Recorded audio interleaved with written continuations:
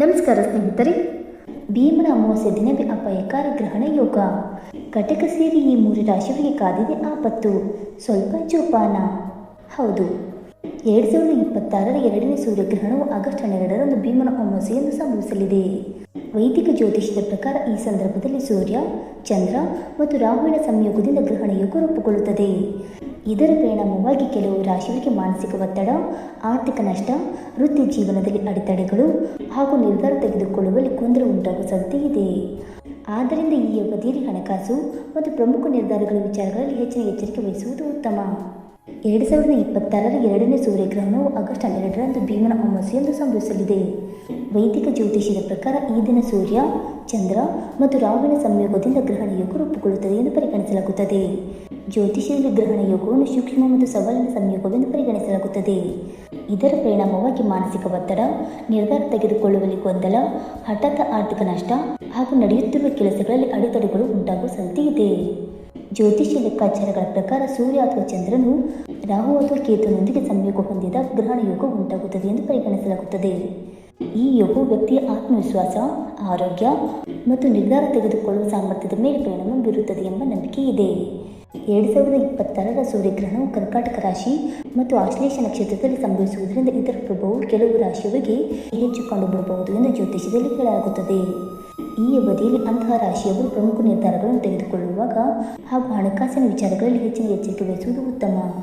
ಹಾಗಾದರೆ ಆ ದುರದೃಷ್ಟಕರ ರಾಶಿಗಳು ಯಾವುವೆಂದು ತಿಳಿದುಕೊಳ್ಳೋಣ. ಬನ್ನಿ ಸ್ನೇಹಿತರೆ. ಅದಕ್ಕೂ ಮುಂಚೆ ನೀವು ನಮ್ಮ ಚಾನಲ್ಗೆ ಸಬ್ಸ್ಕ್ರೈಬ್ ಮಾಡದೆ ನೋಡ್ತಾ ಇದ್ದರೆ ದಯವಿಟ್ಟು ನಮ್ಮ ಚಾನಲ್ಗೆ ಸಬ್ಸ್ಕ್ರೈಬ್ ಮಾಡ್ಕೊಳ್ಳಿ ಸ್ನೇಹಿತರೆ. ಹಾಗೆ ವೈದಿಕ ಜ್ಯೋತಿಷ್ಯ ಮತ್ತು ಆಚಾರ ವಿಚಾರಗಳಲ್ಲಿ ನಂಬಿಕೆ ಇದ್ದರೆ ವಿಡಿಯೋವನ್ನು ತಪ್ಪದೆ ಲೈಕ್ ಕೊಟ್ಟು ನಮ್ಮ ಆತ್ಮದಲ್ಲಿ ಶೇರ್ ಮಾಡಿ. ಮೊದಲನೆಯದಾಗಿ ಕಟಕ ರಾಶಿ. ಗ್ರಹಣ ಯೋಗವು ಕರ್ಕಾಟಕ ರಾಶಿ ಮತ್ತು ಆಶ್ಲೇಷ ನಕ್ಷತ್ರದಲ್ಲಿ ರೂಪುಗೊಳ್ಳುವುದರಿಂದ ಕರ್ಕಾಟಕ ರಾಶಿಯವರು ಈ ಅವಧಿಯಲ್ಲಿ ಹೆಚ್ಚಿನ ಎಚ್ಚರಿಕೆ ವಹಿಸುವುದು ಉತ್ತಮ.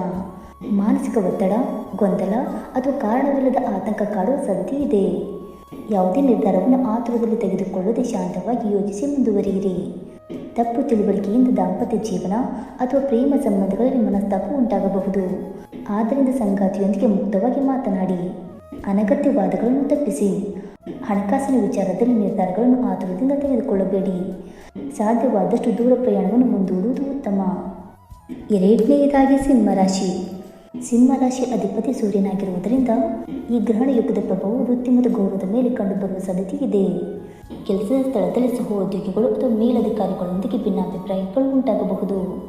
ಆತುರದ ಮಾತುಗಳಿಂದ ಸಮಸ್ಯೆ ಮತ್ತಷ್ಟು ಹೆಚ್ಚಾಗದಂತೆ ಎಚ್ಚರಿಕೆ ವಹಿಸಿ. ಆಪ್ತ ವ್ಯಕ್ತಿಯಿಂದ ತಪ್ಪು ತಿಳುವಳಿಕೆ ಅಥವಾ ನಂಬಿಕೆಗೆ ಸಂಬಂಧಿಸಿದ ಸಮಸ್ಯೆ ಎದುರಾಗುವ ಸಾಧ್ಯತೆಯೂ ಇದೆ. ಆದ್ದರಿಂದ ಈ ಅವಧಿಯಲ್ಲಿ ಕಚೇರಿಯ ಕೆಲಸದ ಮೇಲೆ ಹೆಚ್ಚಿನ ಗಮನ ಹರಿಸಿ. ನಿಮ್ಮ ವೈಯಕ್ತಿಕ ಅಥವಾ ಗೌಪ್ಯ ಮಾಹಿತಿಯನ್ನು ಇತರರೊಂದಿಗೆ ಹಂಚಿಕೊಳ್ಳುವುದನ್ನು ತಪ್ಪಿಸಿ. ಯಾವುದೇ ಪ್ರಮುಖ ನಿರ್ಧಾರ ತೆಗೆದುಕೊಳ್ಳುವ ಮುನ್ನ 2 ಬಾರಿ ಯೋಚಿಸಿ. ಮೂರನೆಯದಾಗಿ ಕನ್ಯಾ ರಾಶಿ. ಈ ಅವಧಿಯು ಕನ್ಯಾ ರಾಶಿಯವರಿಗೆ ಹಣಕಾಸು ಮತ್ತು ಆರೋಗ್ಯದ ದೃಷ್ಟಿಯಿಂದ ಸ್ವಲ್ಪ ಸವಾಲಿನದ್ದಾಗಿರಬಹುದು.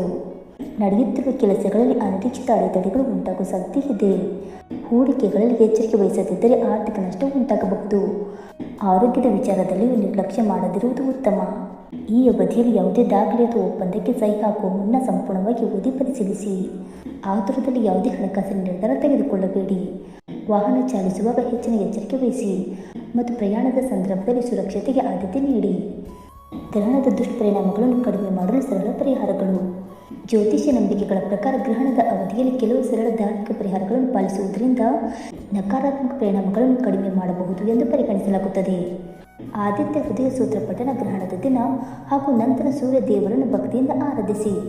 ಆದಿತ್ಯ ಹೃದಯ ಸೂತ್ರವನ್ನು ಪಠಿಸುವುದು ಶುಭಕರವೆಂದು ಪರಿಗಣಿಸಲಾಗುತ್ತದೆ. ಇದು ಆತ್ಮವಿಶ್ವಾಸ ಮತ್ತು ಮನೋಬಲ ಹೆಚ್ಚಿಸಲು ಸಹಾಯಕವಾಗುತ್ತದೆ ಎಂದು ನಂಬಿಕೆ ಇದೆ. ಶಿವನ ಆರಾಧನೆ. ಈ ದಿನ ಶ್ರಾವಣ ಅಮಾವಾಸ್ಯೆ ಕೂಡ ಇರುವುದರಿಂದ ಶಿವನ ಆರಾಧನೆಗೆ ವಿಶೇಷ ಮಹತ್ವವಿದೆ.